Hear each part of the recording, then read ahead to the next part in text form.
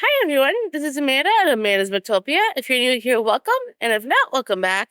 And today I want to go over all the books that I read in October, let you know my thoughts, if I liked it, if I didn't, and so on and so forth.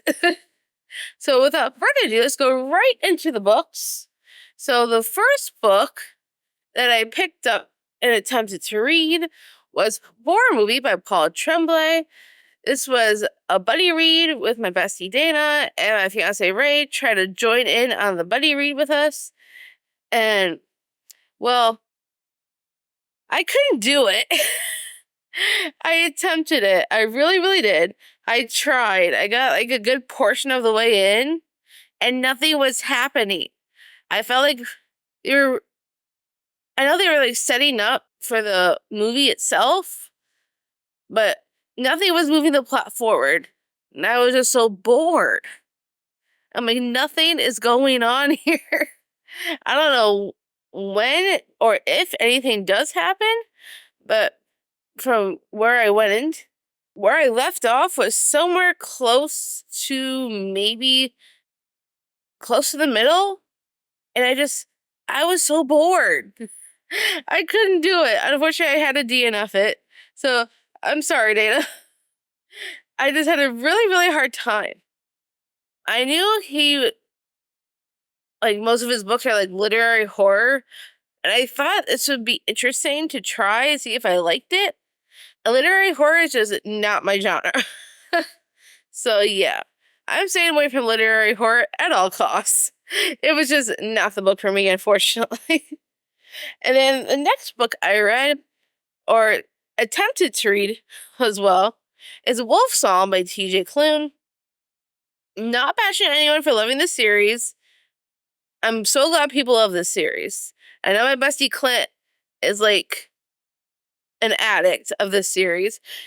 And now my fiance Ray is now an addict of the series because my fiance decided he wanted to read the whole series all in one go and finished it like super quick. I started it with him. And I know there's a lot of setup and build up. And I got kind of lost a little bit. And I just wasn't feeling it after Horror Movie. And then I was just feeling slumpy and I just wasn't quite feeling it. However, I will attempt to go back to Wolfson at some point. Just maybe at a time when I'm more ready for it. Because at the time when I tried it, I just was not mentally prepared going into it. And, well, not that it's not a hardy enough, it's just a softy enough for now. So maybe I will go back to it when I'm in the right headspace for it. Don't know when that will be, but I will attempt to go back to it. I know Ray really, really, really wants me to read the series. So at some point, I will go back, just not anytime soon. The next book that I picked up was my old book club book for Fiction Falls, which was Contract Bound by Elle May. I was really wanting this to be a great book because the first two books were just a no-go for me at the time. And it was okay. It had a very interesting plot. And the ending was something. It was an interesting ending.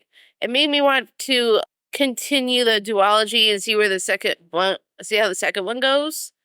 But at the same time, it had way too many spicy scenes for my taste.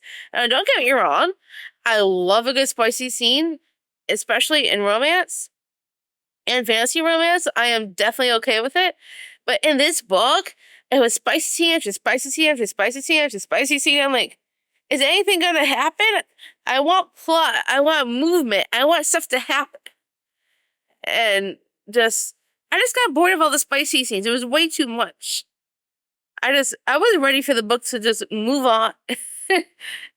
Like, there was one point when it went right into a spicy scene again, and I'm like, out loud, I literally said, again?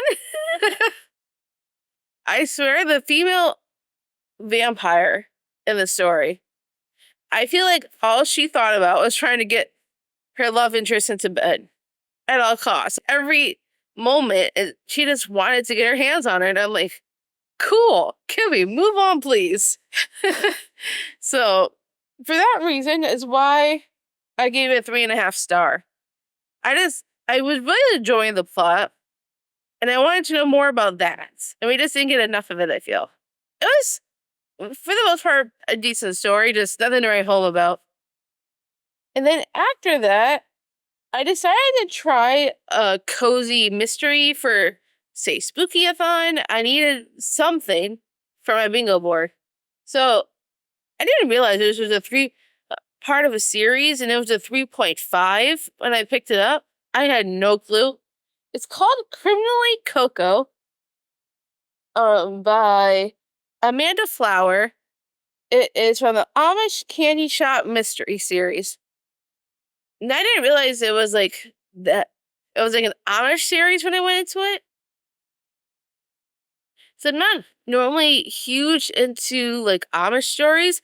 No knocking people who enjoy them. It doesn't bother me that people like them. I'm okay with that. Because normally it's not my kind of speed. But I actually thought this one was kind of cute. I mean, the ending was a little predictable for me, but it was cute. There was I guessed one part of the ending, but all the rest of it, I had no idea about. So it was a cute, cozy mystery. I think I ended up giving it 4 stars because I actually had more fun with it than I thought I was going to. So it was fun. It was quick. I was glad I got it done. I probably won't read the whole series though. I just wanted to read that one because it sounded kind of cute and I needed to mark it off my bingo board. And then next book I read was The Last Housewife by Ashley Winstead. I picked this one up for the Thrills and Chills book club. This was their group book. I actually enjoyed it more than I thought I would because it's very culty, and I normally don't like books with cults. But this one, I was okay with. But, however, there were times that certain things that just didn't add up or didn't make sense to me. But overall, I had a pretty decent time. So I originally gave it a 4 star, and then we have a discussion on Dana's channel. So if you're interested in watching everybody's thoughts, I will link the live show down below. So after we had the discussion, I ended up lowering my 4 star to a 3 because I still had a good time. But there were just other things that were brought up that, of course, didn't make a lot of sense. So that's where I landed on, was a 3, and I'm okay with that. I do want to try Ashley Winstead's other book, something about holding a knife. I can't remember. In her dreams, I hold a knife or something like that. I do want to check out that book because I had a pretty good time with Last Housewife. So I'll have to read her other one and see what I think on that and then go from there. And then the next book I picked up, I buddy read with my fiance Ray. That is The Games Gods Play by Abigail Owen. This was a highly anticipated read for me. And unfortunately, I was very disappointed because I loved Abigail Owen's The Liar's Crown. That is a first in a YA fantasy series. And The Games Gods Play is the start of a new adult series. So I was really hoping I was going to love this because The Liar's Crown is like an all-time favorite of mine. And I was just very, very, very, very disappointed. I could not connect to the characters. The only thing I had a good time with was the trials, and some of the things Hades says was kind of funny. But other than that, I could care less about the other characters. I couldn't connect to any of them. There were times I was just fed up. I pushed through because I did kind of want to know how it was going to end. And it was just an okay ending. I wasn't in love with it. And I really wanted to be because it was highly anticipated. And I just felt let down. I was so sad. So I ended up giving it a 2.5 star because of it. Which was hard for me to do. But I had to, unfortunately. I just don't, I feel like new adult is not her best genre. I think she should stick with YA because that's what she's really good at. I just don't think new adult is her vibe. But that's just my personal opinion. Doesn't mean others can't like the book. I hope others do like this book. It just wasn't for me. And then the next book that I picked up was a part of my Scattergorathon Chooses My Reads vlog, and that is A Dowry of Blood by S.T. Gibson. And I was actually very happily surprised by this book. I wasn't sure if I was going to like it because everyone has been saying how great this book is for so long, and this is the first time I finally picked it up. And from my understanding, it was like a Dracula's Wives kind of vibe going on. And I was very happily surprised. I had a pretty good time with it. And I actually really... The ending took me by surprise. I did not see that coming. I was kind of sad the way that it ended, to be honest. I really feel like there could be... I really want there to be a sequel, like a direct sequel. Not another book and set in the same world, but like an actual direct sequel. So I want to know... I want to continue on with these characters. I want to see where their journey takes them. So, S.T. Gibson, if you're watching this, we need a direct sequel.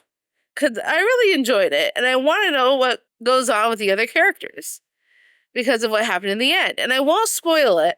But for those who want to read it, I do highly recommend. I really had a good time with it.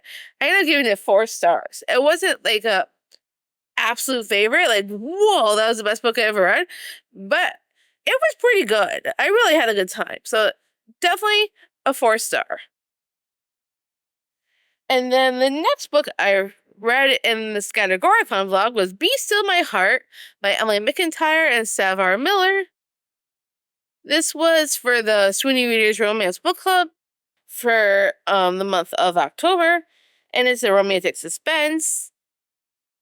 I will also link their live show down below if you're interested in hearing all their thoughts. For most people, it was not a very good book. It was okay. I didn't love it either. I almost gave it a 3-star. And then after the discussion, I lowered it to a 2.5. So, I had so many frustrations with that book.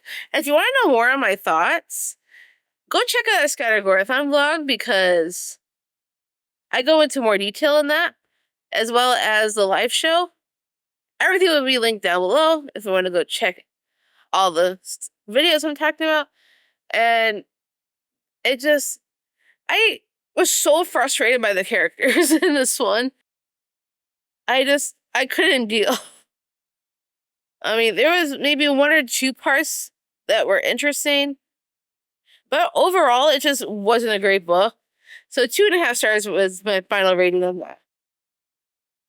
And then I picked up, also in that same vlog for Scattergorathon, In the Hour of Crows by Dana Elmendorf. And this was a very interesting pick. This was a very unique story that I have not seen before. So I thought that was kind of cool. And I went into it not knowing a whole lot.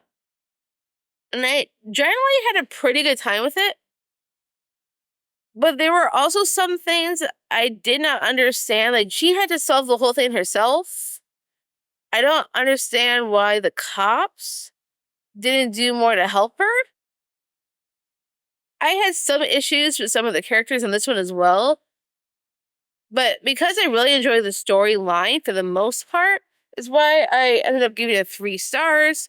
It was very unique in the style that it was written in. Like in the storyline itself. And I would recommend if you want a good like witchy vibe type of book, because it does have some magical realism in it.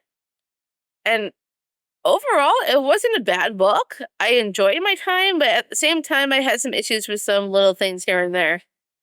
But that's why it landed me right in the middle at 3 stars. And then I picked up Maybe Meant to Be by K.L. Walther. This book I was not expecting to like as much as I did. I didn't think I was going to love it, but I didn't think I was going to hate it. And I was pretty much closer to the middle. I ended up giving it 3.75 stars because in the beginning, we're starting off in Sage's point of view. And to be honest, for the most part, I didn't care to be in her point of view. Every time I switched to her point of view, I'd rather get back to Charlie's point of view. I wasn't crazy about her, and I could pretty much care less about her relationship stuff. I mean, technically they're in this school, like a boarding school, and their families are rich, and they can afford to do all these things. Which I get. Okay. But at the same time, for the most part, I just didn't care about Sage. However, Charlie, on the other hand, he was the most interesting character in this book, and he's the one who carried the book for me. He really, the evolution of his character really progressed, which made me like the book a little bit more. If he wasn't in this story, this probably would have been like a 2-star. But Charlie really made the book. And the way he matured and the things he went through, it really touched my heart. And there were points in the book during his particular point of view that I teared up in, which while I'm thinking about it, I'm tearing up now. So he was really the best part of the book for me. So I definitely would try another book from this author. I just hope that there's no more characters in her other books that are like Sage, because I just couldn't care less about her. But if the other books are similar to how Charlie's story was, I think I'll probably like them. So I'm looking forward to seeing, what is going to come from her other books when it gets it. And then I picked up You're Not Supposed to Die Tonight by Caitlin Bayron. And this was probably the biggest surprise for me this year. The biggest surprise. I did not think I was going to like this book because I did not like Clown in the Cornfield that much. And the only reason why I picked this up was because for Stay Spooky-a-thon, I had 3 spots on the bingo board this book worked for. That was a slasher, YA thriller, and a host favorite. And I needed to knock those off the board. So this book covered all 3 of those prongs.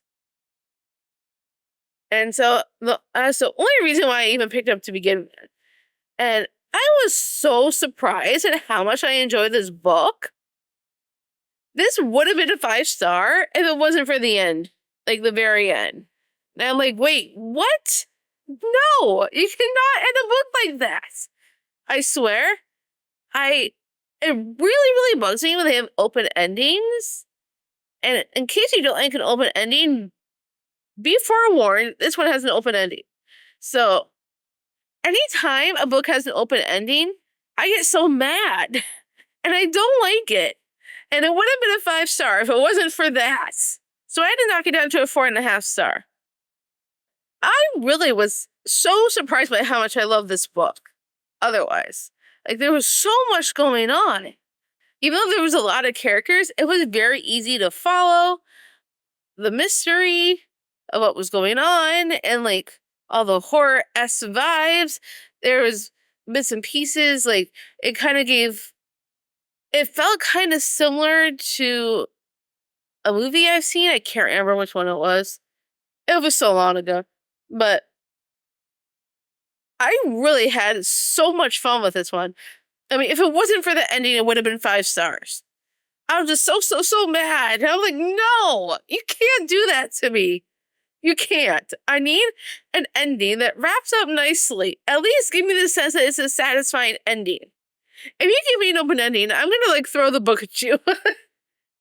I was that annoyed.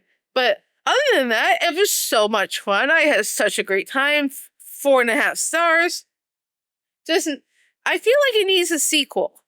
So, Kaylin Bayron, if you are listening or watching this, I doubt you are, but if you are, we need a sequel. Seriously, we need a sequel. That's all I got to say on that book. Then the last book I read in October was a little novella that my fiance Ray happened to stumble upon. So we decided to give it a go because I needed a spooky novella to complete my bingo board. It was the last spot left. So he picked up The Bell Chime by Mona Kabani. This book had me interested a little bit. For those that don't know what The Bell Chime is, I didn't even really know what it was either until I read the description. It says, a girl suffering from paralyzing night terrors finds a missing poster hanging from the door of her apartment building. On that poster is a photograph of a frighteningly familiar face. It's her. Only she's never seen this photo before. It's something about its grin scares her. How its eyes seem to follow her no matter where she finds herself in the room. Over a series of strange events to follow, events that will make her question whether her sanity is still there or fleeting, she must discover what is real and what is the nightmare. So, because of that description, I was interested to see what was going on in this book. The beginning had me hooked. I was very interested. And then we started wandering and floundering around in this girl's mind, and I'm like, what the heck am I reading? It got really tough to follow, and I couldn't understand what was happening. I mean, I know it's supposed to be between what is real and what is not, but I couldn't follow anything after that beginning. I mean, the beginning was decent, and then it just dropped off. It floundered. It went this way. It went that way. Like, I couldn't figure out anything. I could not understand what the heck was going on. And I got confused, and I'm like, this is crazy. I could not understand it. I was just about to DNF, but we had like 20 minutes left. So we finished it out, Ray and I. And I'm like, you know what? Since I finished it, it does not have to be a DNF anymore. So I gave it 2 stars. The 2 stars was because I enjoyed the beginning. And then the rest was just too much. It was so confusing. Like, seriously. I wanted it to be a really good psychological thriller. But I just could not get into it after a while. And it was hard, let me tell people. So, it was just a random pick, too. So, I'm like, I was really hoping sometimes random picks could be good ones. But this random pick was just not very good. So, unfortunately, I ended the month of October with a 2 star. Hopefully, November will be better. So, we will see how stuff goes in November. But overall, the best book for me in the month of October was You're Not Supposed to Die Tonight, which was the best surprise out of all the books. So I am so glad October is over. I cannot wait to see what November brings me. I can't wait to get into more books and tell you all my thoughts on those ones. So I hope you enjoyed this October wrap-up reading video. If you did, give me a huge thumbs up. If you want to see more bookish content, make sure you smash the subscribe button down below. And I'll see you all in the next one.